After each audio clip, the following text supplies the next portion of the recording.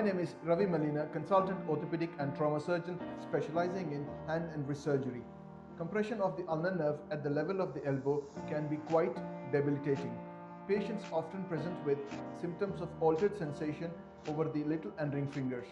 In extreme cases, patients have profound weakness affecting these two fingers. Herein, I'm going to share with you all a clinical experience of a patient of mine who underwent ulnar nerve decompression for compression of the ulnar nerve at the level of the elbow. Hi Paul, how are you doing? I'm all right, thanks. Very good, very good. So how is your elbow feeling now? It's an awful lot better since you operated on it. If you remember, it was back in July last year, but so it's around 6 months now, and it was pretty painful at that time when I saw you. It's improved a lot. To the extent now that I have a lot more use in it. It's a lot stronger than it was, and the decompression of the nerve has done me a lot of good. That's good. So just remind me, what symptoms did you have before surgery? Well, there was a lot of pain for a start. It was in my elbow, which was the cubital tunnel, but also it went from my elbow down to my fingers, the two main fingers in my hand, the little ring finger, which and it was very painful. It was painful to try and close the hand, and the hand had lost a lot of power, so I couldn't grip things very well. Since then, of course, it's improved enormously. And what were the day-to-day activities that you were struggling with because of this problem? Well, it was eating with a fork, or a knife and fork. You know, you couldn't grab the fork. It was tying shoelaces.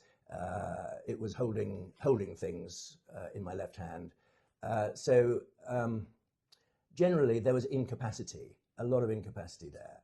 Of recovery following surgery, how long do you think it took you to see a noticeable effect? Well, the effect was pretty quick, actually. I would say a month to 6 weeks. It was pretty quick. I remember you saying to me that it wouldn't completely go back. I would be very lucky if it went back to 100%.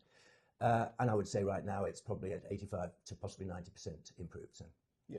The 85 to 90% recovery after ulnar nerve surgery, I think is, in my opinion, a pretty good result. Yeah. So in terms of painkillers after surgery, what did you take? I did take painkillers, but I stopped taking them because I really didn't need to take them after about a month.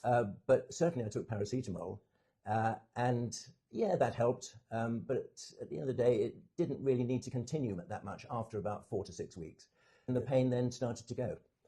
And the symptoms, did you notice a lot of improvement in the night symptoms or the day symptoms? Well, at night, this was keeping me awake. Yeah.